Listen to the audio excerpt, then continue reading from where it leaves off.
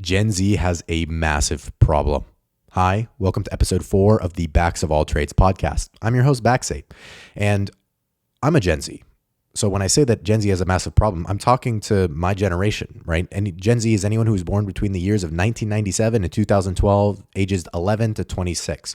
I'm on the older side of that. I'm 23 years old, about to be 24. I was born in 1999.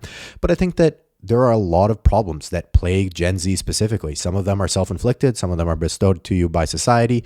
But I just want to get right into it and talk about what defines Gen Z specifically. Gen Z was the first generation to be born and essentially live a lot of life with access to social media, which meant that even since a very young age, we were bombarded seeing the lives of those we want to live, right? The wealthy, famous people, even people that we may have some close connection to, but are living fantastic lives, traveling. You know, everyone has the friend who's always on the Amalfi Coast and going to cool places, right? All while also seeing in our personal life the lives of people who we absolutely do not want to live, right? These are people in your community who are struggling, working dead-end jobs that they hate. And this means that it gives us a false sense of what we think reality should look like and what our reality should look like. Because, on social media, I've seen all these things, these YouTubers, like I said, celebrities, and I want to have that life, right? It's doable because they did it. And then you also hear the story of the guy or the girl who made it from nothing and is now super, super wealthy and can do all these cool things. And it makes you think that it is easier than it actually is, right? And I get it that you don't want to live the normal life because the normal life is, like I said, when you see it in your personal life, it kind of looks like it sucks, right? So you don't want to be like that. But we are so conditioned now for instant gratification that we think that it's easier than it actually is. And so what does this mean? Well, it means that for Gen Z, most of us, I would say, have desires of becoming very, very wealthy, right? Millionaires, some people would even say billionaires, although that's a lot more rare. But it's a defining characteristic that we are hyper fixated on becoming wealthy. This is actually somewhat unique to Gen Z. If you actually look at the millennial generation, this is not which is the generation that came right before Gen Z. This is not a trait that they share. They were a lot more focused on being happy, being fulfilled, and they have their own host of problems. But we are much more material driven than previous generations. What's the result of this? Well, you'll try and get rich, and many Gen Z people try and get rich by any means necessary. And this is partly our fault, but partly not. I think that part of the reason why this may be the case is because with inflation being incredibly high and wages not increasing that fast, we think that this is something we have to go towards, right? I don't want to be average for my life because, again, the average life has been getting worse and worse. And so I'm going to get rich by any means necessary. It's a very selfish attitude. And what happens when you do this? Well, you kind of get sloppy, right? Your judgment will become clouded and you'll think, okay, the only thing that matters is that dollar sign, and I'll do whatever it takes to get it, right? And when you get sloppy, you can fall for scams or general schemes. And something that is fairly unique to Gen Z is the notion of the modern side hustle. I am a very well-known critic on these things, but I just want to bring it up here because I think it's important to continue emphasizing this point, which is, the advent of stuff like drop shipping, SMMA, which I think is a social media marketing agency, white labeled SaaS, which is essentially selling a pre-made software at a markup. SaaS stands for software as a service. And what else? There's Amazon FBA. I'm also going to throw cryptocurrency trading, drop shipping, Forex, this stuff in here. These are all essentially get rich quick schemes, or at least that's how they're marketed. And they're marketed to you usually by influencers who claim to have built fortunes using these methods, and they will teach you to do the same, which this is a story for another day. But anytime anybody is selling you a course on how to make money, you should be incredibly skeptical for two main reasons. If they had the secret to making a lot of money, why would they want to teach anybody else about it? And two, if it truly were that easy, why wouldn't everyone be doing it, right? So if it's too good to be true, it probably is. But again, if you are so hell-bent on making money quick, then your judgment will become clouded and you'll think that these are viable options. Just some statistics for you. It's something like 95% of people who do these things like drop shipping fail. And it's probably even higher than that, but that's the statistic I could find, meaning that the chances that you are going to make money doing one of these things is less than 5%, right? You do not have great odds. This is a moonshot. And I want everyone in our generation, for some reason, thinks that they will be the 1% that make it, right? Well, I'm different. I'm smarter than all those other people trying, when in reality, you are probably just like them. And anytime I talk about this on my social media, I get a lot of responses that are essentially saying, oh, you dream too small. Like, just let people have their dreams. Why are you so negative? And this goes into another thing that I think is a problem with Gen Z. There is a difference between delusion and dreaming, right? Dreaming big is important. Dreaming big gives you motivation. Dreaming big makes you work harder and will do all these things. But then there's delusion. Delusion is thinking with utter certainty that the fraction of a percent of people who succeed, you are in that category. And what that means is you do not have to worry about a backup plan. You do not have to worry about education. You do not have to worry about all the very real world scenarios in which this doesn't work out and what are the consequences. I want you to dream big. I want you to be very successful. I want to make a lot of money too. Personally, like I desire to be very wealthy, but I'm not delusional, right? There's a difference. And I don't know where in Gen Z land we sort of lost focus of that. Thinking with utter certainty that you're going to be a billionaire is not dreaming. It's delusion. Okay. And I think that I'm the sort of harsh reality here, which is why I think a lot of people don't like hearing it. And that's where they think I'm being needlessly negative. But being realistic is important. Being grounded in reality is important. And you can still be very successful and be grounded in reality. You do not have to live in a fantasy land to be successful. I don't know where that attitude came from. But when you think that essentially this is the best way to make money, there is another side topic here that Gen Z, I think, is really bad at, which is that they think if I can make money online and I can do all these things, traditional education is a waste. Right? They think that high school is indoctrinating you. College is just a waste of money. I can learn everything online and they don't even teach me real skills. Less than 1% of millionaires do not have a high school diploma, right? You say you want to be rich, but education doesn't matter. And yet less than 1% of millionaires do not have a high school diploma. And guess what? 88% of millionaires even went on and got a college degree.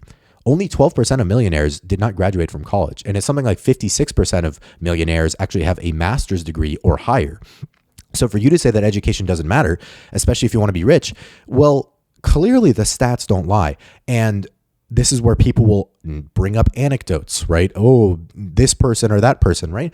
Well, even the billionaires you love went to college. Elon Musk graduated with a double major in physics and economics from the University of Pennsylvania. Jeff Bezos graduated from Princeton with a double major in electrical engineering and computer science, right? The richest people in the world, I don't know why there's an assumption that they all dropped out of college and therefore you have to drop out of college.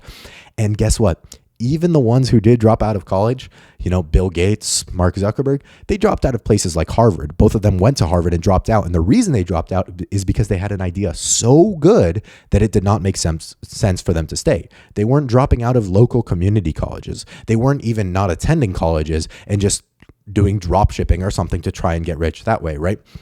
So even when you bring up the anecdotes, education is still a pivotal part of their life. And as Scott Galloway would say, which I really respect Professor Scott Galloway, he says, assume you are not that person, right? In your life, you can talk about, oh, well, Bill Gates this and Mark Zuckerberg that. Assume you're not Bill Gates. Assume you're not Mark Zuckerberg. And again, that's not dreaming. That's being realistic, right? Thinking that you're that person is delusion, and you do not need delusion to be successful. I saw one comment when I talked about school mattering. I made a whole video dedicated on my TikTok and my Instagram saying school matters. And there was a comment that said, when will I ever need to know y equals mx plus b? Like, use it in a sentence. And he later said that anything beyond fifth grade math is not necessary in the real world, which to me was a punch in the stomach to just how serious this is and how basically useless people think that a traditional education is. And that's not true, guys. Like, I'll be the first to acknowledge that college is expensive. It's gotten way more expensive. It shouldn't be this expensive, right? And I think that's what a lot of the previous generation gets wrong. And that's where hopefully my voice rings true, which is that I acknowledge the problems with the system. I acknowledge that higher education is flawed. It's way too expensive. And the amount that you'll make as a result of the increase has not kept up, meaning that you are now making less while college has cost so much more. But it is not useless, right? And I'll give you a couple reasons why. You can't just study anything anymore, right? It used to be that you could study psychology or marketing or even a liberal arts degree, like going into, dance or something, and potentially make money. But also college wasn't nearly as expensive. You don't have that luxury anymore, right? So if you are going to go to college, then I suggest you pick something, and you can do this research on your own, that will have a good return on investment, meaning you'll be able to pay your debt down if you have to take out student loans. And this usually includes something like computer science, engineering, pre-med, pre-law, maybe finance or accounting, right? But it's a handful of degrees. It's not all of them. But these will have very stable jobs that you can make very good money afterwards. I personally went to Georgia Tech and I studied computer engineering with a minor in computer science. And when I graduated, I now make in the top 1 percentile of people my age at 23 years old, right? And I can afford to live very, very comfortably. I work as a software engineer. And my education was top notch, right? This is not something you can find online. When you go to a good 4-year accredited university, your teachers are world class in whatever fields they teach at. I had a number of teachers who had written the textbooks that we were teaching in class and that are taught around the nation. I had teachers that had patents in industries, had started companies worth millions, if not billions of dollars, and then were now teaching the same things for fun to students. I had teachers that invented entire new fields of study, right? That's what academia gives you. And access to these incredible human capital resources. And you cannot get that online, really, in any capacity. You can learn a lot of stuff on YouTube, sure. But to say that college is a waste or it's useless, I think is ridiculous. And here's the thing. You do not even have to go to college, right? I'm a big proponent of trade schools, doing something like, becoming a plumber or an electrician, right? These are great fields, but it's still education that gets you there. We have become so impatient, right, as Gen Z, as a generation, that the thought of doing something for 4 years to become qualified, right, going to college 4 years, oh, that's such a waste of time, when your career is probably going to be 40 years, right, realistically, and you can't even fathom going for 4 years. To me, that just shows how impatient we are. And so we want to be wealthy, and yet at the same time, we don't want to do the work to getting there. We want that get-rich-quick scheme. And so those cannot be true at the same time. It doesn't work. And I think that's a huge problem with Gen Z. Really quickly, if you're enjoying the episode, please make sure to like, subscribe, leave a comment down below. It helps as I'm trying to grow this channel. And if you're on any podcast platform, please give me 5 stars. Without further ado, let's get back into the episode. Entrepreneurship, I think people have clouded that definition and what it really means, right? Because in my opinion, dropshipping, white labeled SaaS, Amazon FBA, cryptocurrency, day trading, these things are not entrepreneurship. What entrepreneurship is it is solving a problem in society that people are willing to pay for your solution, right? That's what business is. And if you're an entrepreneur, you need to provide that solution.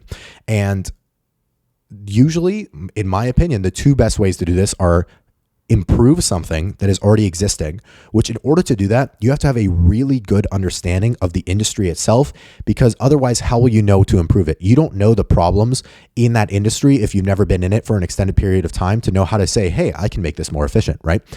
Or number 2, you have a truly novel idea that solves a problem that we didn't even know we had or no one had solved yet, right? And you generally are not going to do these without industry experience. And on the novel idea side, there are those super, super isolated examples when you think of something like Amazon, right? But think about dropshipping or crypto or these other modern side hustles. These are not those things. You are not adding any value to society with these things. And a good way to check this is just if you dropship or don't dropship, nothing really changes, right? Whereas if you think of something like even a small business, like a plumbing company in a local environment, right? If that plumbing business went out of business, then that would affect people, right? But if you stop dropshipping, nobody would care, nobody would bat an eye. So that's why I think that those aren't entrepreneurship. And I think that, again, those are get rich quick schemes, not entrepreneurship. And we need to understand that as Gen Z. All of this kind of goes into the fact that with education and these schemes and everything, that nobody in Gen Z wants to work a 9 to 5. Somehow society has told us that working a 9 to 5 is the worst thing that you can do. Even just accepting a 9 to 5 somehow means you're a failure, which is ridiculous, right? That is a ridiculous thing to say because society is 9 to 5. There are the fraction of people who do not work 9 to 5s, and I'll go into that in a second.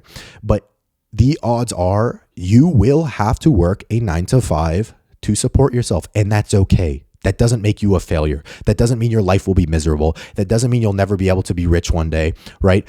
Like I just said, learning in industry is the best way to actually eventually be able to start a company. And this just is based on the fact that the average successful startup founder age, is 45, right? These people are not young. You do not have to start a business when you're 18, right? The average person who does it successfully is in their mid 40s and they've worked jobs up until that point. They have a 20-some-year-old career, right? And that's because they have experience and they've done the 9 to 5, and that doesn't make them failures, right? To me, refusing to work a 9 to 5 is not a sign of ambition, a sign of a go-getter. It's a sign of laziness because you're essentially saying, I don't want to do the menial work. I don't want to do the hard work. I just want to get rich fast, right? And I'm all for entrepreneurship. I want to be an entrepreneur too, but I understand that working a 9 to 5 may be part of that. And for about 99% of us, it will be part of that. Working a 9 to 5 can be advancing your life towards what you want, right? For example, my 9 to 5 is my career right now, right?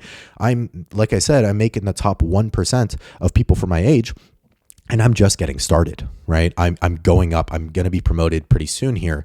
And that's the first step towards a long, fruitful career, which I may leave at some point. Who knows? But the point being, it's not like I'm stuck in this rat race, so to speak, because I make a lot of money. My work is challenging. It's very I get a lot of enjoyment out of it, and I'm learning a lot while doing it. It's your choice whether your 9 to 5 is that, which I just mentioned, which is actually a path for growth, or you're just doing 9 to 5 to 9 to 5, swapping industries and not really going anywhere with your job. And part of that is because I went to education, right? I understand that if you didn't go to education or you didn't go to higher ed, then maybe, the jobs that are available for you, the 9 to 5 jobs, may be like fast food workers or stuff like that. I think that when we talk about college being a waste, people forget that college is actually becoming more important, right? People somehow have gotten this idea that college is becoming less important. You can do all these things. You can make money online. That's a fraction of people. But in reality, more and more jobs are requiring degrees or hiring people exclusively with degrees, right? It's not becoming less important. It's becoming more important. So when you decide to not pursue higher education, you are actually putting yourself off in a worse position than if you decided to not go to college 10 years ago, 15 years ago. And the last thing about refusing to work a 9 to 5 that I think is just a problem with Gen Z, and I think is a really just bad attitude, is it's really kind of selfish, right? I personally am grateful that when I get hurt, I can go to a doctor who went to medical school. If somebody did something wrong to me, I could hire a lawyer who went to law school. And that when I drive an automobile, right, it was designed by an engineer who's well educated to make sure that it's safe and fast. And the roads were designed by engineers, right? So in electricity that powers my house, all of these things are the system, and it's from people who work 9 to 5s. And for you to just want to sit and hoard this money that's just coming in without adding value back into society, I think is a really selfish attitude, and it just generally doesn't work, right? In order to get money. You need to be providing value. And I don't blame them. I think that society has conditioned them to do that, but we need to break out of that. And all of this just comes back to essentially a distrust of the system, right? I'll put the system in quotes. Some people will call it the matrix. But when you have just an immense distrust of the system, that's when I think you go into this me versus the world attitude. But again, I want to validate some of the feelings here, right? Yes, the system is corrupt. But guess what? The system has always been corrupt, right? Yes, the system is rigged against you. The system has always been rigged against you, right? So for you to just act like you're having a profound realization now that life is unfair, yes, life is unfair. Life has always been unfair. But your decision on how you act on that is the only thing you can control. You can only control how do I operate in the unjust system, and you can actually work to improve the system, especially in your direct community. But it is not a good attitude to sit there and think, oh, I'm just going to pity myself, or even worse, screw everyone else, right? I'm going to just focus on me because the system sucks, and it's just not great. So if you want to escape the matrix, right? You hear this term a lot. Okay. Go live in a cabin in the middle of the woods with no internet, no running water, no electricity, hunt for your own food, right? Because the grocery stores you go to, that's the system, right? Like I said, the hospitals you go to, that's the system. Everything you do, the way you're watching this right now on your either phone or computer on an internet network, that's the system, right? The system contributes to so much better lifestyle for humans. There's a reason why the system came to be. It wasn't because a couple people decided I want to control a bunch of people. It's because humans realized, hey, life gets a lot better when we work together and we collaborate. And I'm scared that Gen Z is so selfish that they would rather just say, I don't care about society at all. I'm not going to contribute. The only person I care about is me. And society will collapse, right? What if this entire generation doesn't care about school, only cares about making money, and won't take a job that actually contributes to society? What do you think happens when an entire generation does that? I mentioned the me versus the world attitude. And I think that Gen Z, we have cultivated this attitude that if somebody else is winning, I'm losing, right? That's not true. It's not a zero-sum game. And rather than helping one another, we would rather see us look better in comparison to everyone around us. There was an economist who did a study on this, which is really quite interesting. His name was Richard Thaler, and I hope I'm pronouncing that right. But essentially, when presented two options, either you get $50,000 a year and everyone around you gets $25,000, or you get $100,000 a year, but everyone around you gets $200,000, right?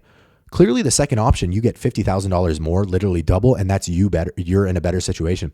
And yet most people would choose the former, where they would rather have less money, but more money in comparison to their peers. And this just shows how selfish we can be. And I think that it's very pronounced in Gen Z specifically, which again, is not beneficial to creating a fruitful society. And this me versus the world attitude presents itself in dating a lot. I think that there is this sort of general sentiment that if men are winning, women are losing. If women are winning, men are losing. It's terrible. And that I don't date because modern men, it's modern men's fault, right? I don't date, it's modern women's fault. It's both of our faults. There are faults on both sides, but it is not a zero-sum game. Again, it's not like if men are winning, women are losing. That's not how it works. We're supposed to be a partnership here between men and women. Scott Galloway says that 1 + 1 = 3, meaning that you get more out of a partnership than the two people do on their own, which I think is absolutely true. You literally will make more money. You'll be healthier. I was listening to a podcast that Chris Williamson was on, and he made a passing comment that I thought was really interesting.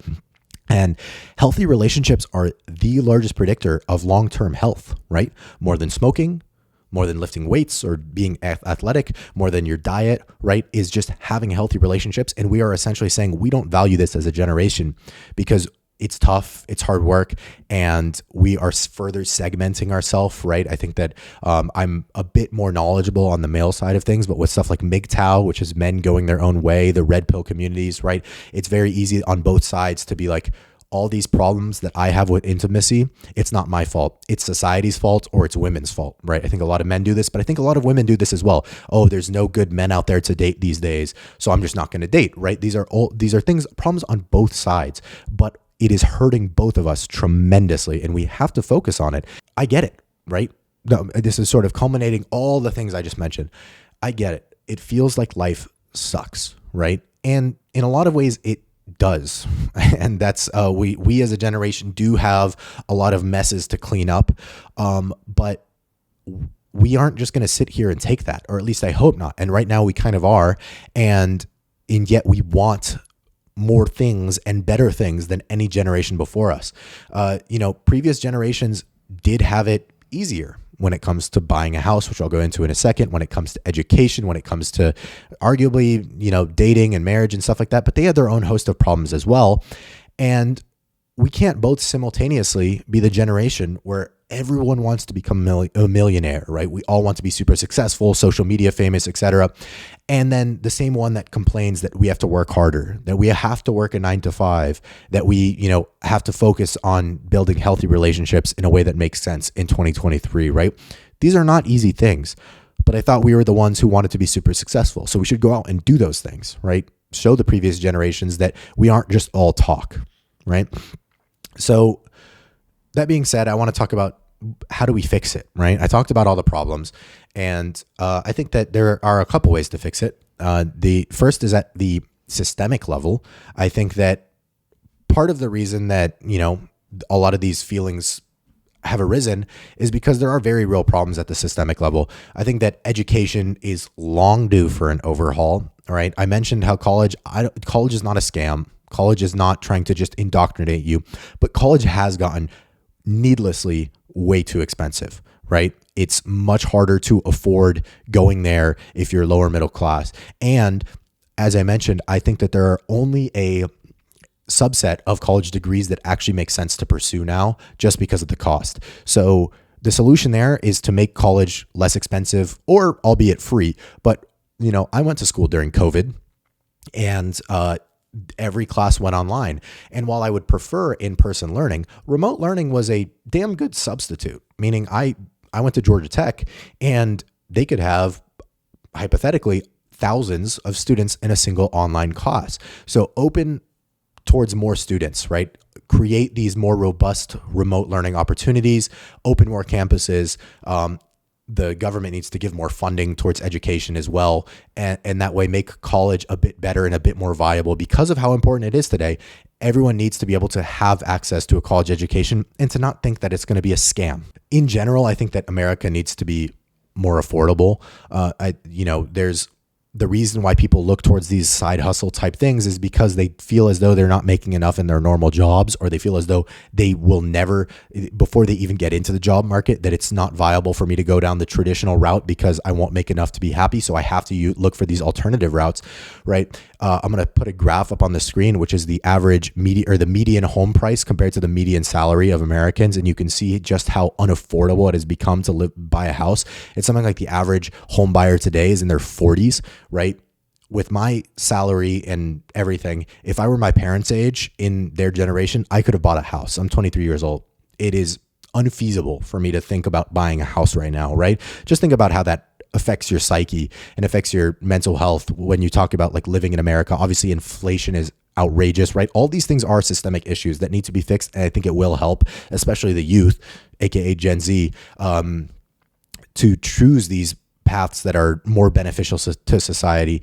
So when things suck like this at the systemic level, I get the attitude of trying to reject the system. I understand that. The problem is that when you fully reject the system, who's working to actually try and fix it, right? Because we do need some system. And B is when you don't look at the system, who are you looking for a lot of the stuff for? Education, for news, for the truth, right? You turn to these esoteric people on social media, on Facebook, on TikTok, etc. These are not reliable sources. And that's how you become radicalized. That's how you become extremist in certain ideologies, is because you don't trust the system at all. So anything that is talking bad about the system, you eat up, right? And that's really dangerous. Arguably more importantly, how can we improve this on the individual level? How can we as Gen Z, what do you and me have to do to further combat these problems?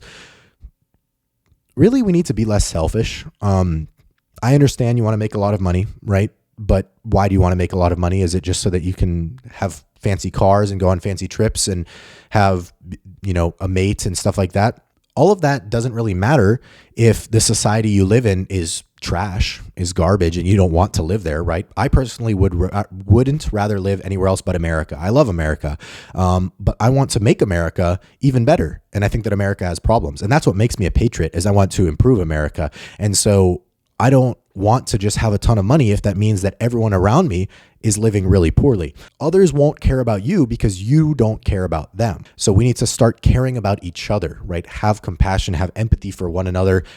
That means in systemic stuff, but also on an individual level. This is true in other cultures. Other cultures take care of one another because they know that in the end, it actually benefits them, right? This is a very common thing, especially in Eastern Asian cultures.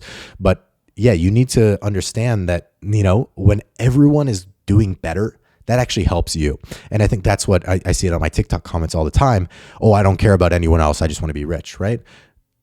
You will have a better life if everyone around you is also thriving. This has been true in times in America too, where America's thriving and generally everyone improves because of it. Number 2, you need to understand that dating is not a zero-sum game, right? If you are not dating because you have an underlying hatred or distrust towards the opposite gender, you need to work through that, right? Because it is not a competition, right? It is not man versus woman. It is man and woman together, building something beautiful, building a life, building a family, building a society. And there are people who will try and take advantage of the opposite gender. There are truly bad women out there. There are truly bad men out there. Don't date them, right? You do not get in relationships with these people. But at the same time, don't let them paint a bad picture for all men.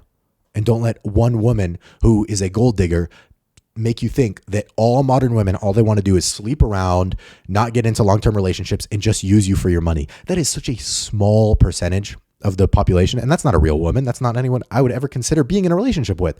And don't think that all men think of women as, dirt, property. They only serve to cook, clean, all that stuff. That's not a man, right? Don't date that person, right? And don't think that all men think that way. And the further that we can ostracize and just say, hey, those people are undateable because they're bad people, the problem will solve itself, because you'll realize, oh, there's a lot of good people, good viable partners out there. And then you can actually work towards rebuilding society. The last thing is we need to take responsibility for ourselves, right? Understand that, yes, it's hard. Understand that life kind of sucks, but the only person that can fix it is ourselves, right? Work out, quit vices like Netflix and, social media for 10 hours a day if it's affecting your mental health, vaping, alcohol, right? These things are just numbing your ability to actually improve your life. And it's incredibly difficult. And I get that. But society will collapse if we do not go into the workforce, right? If like I said, if we have a whole generation of people who skip out on becoming doctors, lawyers, engineers, and everyone tries to be a crypto bro from their parents' basement or not work at all, we can't continue, right? I believe America is the best country in the world. I don't think it will be if that's what happens to my generation, the people who I'm talking to, you right now through the camera. And part of that means that a 9-to-5 may be required for you on your path to doing what you want to do, but that's okay. It doesn't make you a failure. Taking a 9-to-5 job is not a signifier that you are a loser, right? I work a 9-to-5 and I do this thing. And, that's what people say, use your 5 to 9 to escape your 9-to-5 or something like that. I work on this outside of work hours, my social media stuff, and I'm enjoying it. And I'm actually making a full-time income from my social media alongside my actual career, right? It's doable. You don't have to go all in because, a 9-to-5 is a resignation that I am not special or I can't be an entrepreneur. No, that's not true. You use it as a backup plan, because if you do not have a backup plan, you might end up being a burden on your parents for the rest of your life, right? Never landing off your feet. If you never finish high school, if you never go to college, then you are essentially saying, I have no fallback plan in case my entrepreneurship thing fails, in case I can't become a rapper, a YouTuber, etc. In conclusion, we cannot be the generation that is the most individualistic, where everyone wants to be a millionaire, and simultaneously be the softest generation with an incredible aversion to anything that is difficult, any kind of hard work, whether that's hard work in a job, whether that's hard work in building relationships, whether that's hard work in building ourselves into better people. And yet that's what we are right now. We want our cake, but we want to eat it too. And that's just not possible. So I don't blame older generations for looking at us and saying that we don't want to work hard or that we're lazy or all this stuff. I don't think we are. But the discrepancy between who we want to be and who we are right now, that's what's large and that's what's alarming. Because I do look at older generations and they did have it easier, right? And they've done a lot of things also to screw us over. I'll admit that too. But I would say that honestly, millennials, the previous generation, now I'm going to do some shit talking. I think that they didn't really aspire for much and didn't do much, right? Gen Z, there's a different spark in us. We want more. We aspire for more than the previous generation, except we're doing nothing to actually actualize that. We think that we can do it all by ourselves, which we can't. We have to work together. And so I believe in us, right? We can do this. You and me, all your friends, right? As in summary, right? Education is not a scam, right? Education is important. If you want to be an entrepreneur, understand that nothing is easy. Get rich quick schemes do not exist. There's a saying that the entrepreneur will work 80 hours a week just so that he doesn't have to work 40, meaning that it's a lot of work. And I talked about that earlier, but it's not going to happen without industry experience or a really, really good idea. What else? Dating. It's not a zero-sum game. Men and women need to work together, right? And lastly, be less selfish. Society won't work if we're all trying to do this on our own. If you enjoyed the episode, please make sure to like, subscribe. If you've watched up until this point, please leave a comment below letting me know what topic you'd like to hear me talk about next. And if you're listening on any podcast platform, please give me 5 stars as I'd really appreciate it. Thank you guys so much for watching. I'll see you in the next one.